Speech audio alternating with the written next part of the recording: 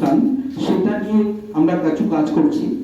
এক্সপোর্টের জন্য আমরা আগের বছর দুর্গা প্রতিমা পাঠানোর জন্য আমাদের পোর্টের যেরকম হাল, অনেকগুলো জায়গাতেই আমাদের কিন্তু সময় পৌঁছল, এবং সেই কারণে শুধু এটা নয়, আমরা অনেক রকমের এগুলো ফেস করছি। তো আমরা অবশ্যই চাইবো এরকম কোনো পলিসি, এবং যেখানে আমরা নিজেরা অনেক community from different parts of the world, যেটা বেঙ্গলি কমিউনিটির সঙ্গে যোগাযোগ আমরা করছি, কিন্তু এইটা একটা সবসময় বটলনেক হয়ে যায় যে সময় পৌঁছাবে তো। এবং এখানে আমরা আর্টিস্টদের সঙ্গে ডিরেক্টলি আমরা কাজ করার চেষ্টা করছি, তাদের কাছেও কিন্তু এই সমস্যাটা থাকে। সেটা একটা পলিসি যদি আপনাদের অবশ্যই আমরা এক্সপেক্ট করবো। নিশ্চয়ই থাকবে।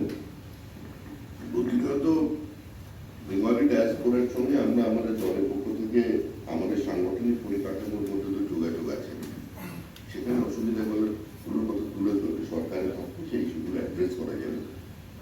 আপনি যেটা বলেছেন সেটা অত্যন্ত স্পর্শকাতর, এটা বাংলা এবং বাঙালির আবেগ যুক্ত আছে।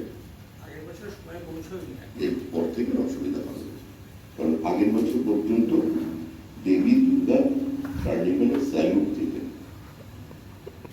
আগামী বছরের দুর্গা পূজায় দেবী দুর্গা বাবুঘাটে স্যালুট দেবেন। কেমন বাংলা 26-এর পর তারা এক্সপেক্ট করেন, এবং সত্যি কি তাদের যে প্রত্যাশা, সেই প্রত্যাশা পূরণ করা বিজেপির পক্ষে সম্ভব? আর ভোটের আগে তো সবাই কমিট করে, ভোটের পর তো কিছুই পাওয়া যায় না। তুমি এর আগে একটা প্রশ্ন কেউ একটা বলছিল যে বাঙালি বাইরে থেকে আসা। আমি একটা জিনিস বলতে চাই, যেটা শ্রমিকদা বলছিলেন সুরাটে বাঙালি কথা, দুর্গাপুজোর কথা। আমি সিলিকন ভ্যালিতে থাকি, সিলিকন ভ্যালিতে প্রায় 40টা দুর্গাপুজো হয়। সেখানে আপনি ধরুন new York, new jersey, Dallas, বাঙালি আনার এক নিখাদেরও এক কোনো পয়েন্টেরও কোনো কম বাঙালি আমরা নই পৃথিবী যেখানে থাকি। সব থেকে ভালো কথা যে বাংলা আপনি ছাড়তে পারেন, বাট বাংলা আপনাকে কখনো ছাড়ে না। সেই জায়গা থেকেই আপনি যে দেখতে পাচ্ছেন যে কারো কারো এখন মাঝরাত 2:30টাও হবে, তারাও রাতে, এটা কিন্তু উইকেন্ড নয়, অফিস যেতে হবে।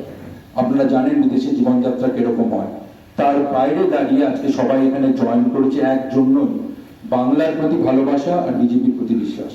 তারা জানে, সেজন্য আপনার কোয়েশ্চেনটা যে বিজেপিকে পারবে, আমি একটু ঘুরিয়ে বলি, একমাত্র বিজেপি পারবে। আর সেটাই আমাদের, সেই জন্যই আমরা এত দূর থেকে এখানে এসেছি। কারণ আমাদের মনে হয়েছে, আমি যেটা প্রথমে বলেছিলাম, এই মোমেন্ট, জীবনে সবকিছু একটা মোমেন্টের উপরে, আমরা একটা ইম্পর্টেন্ট ওয়ার্ড বলি déjà vu, সেটা হলো যে যে জিনিস ভুল করেছি আমরা সেই জিনিস আর করতে চাই না।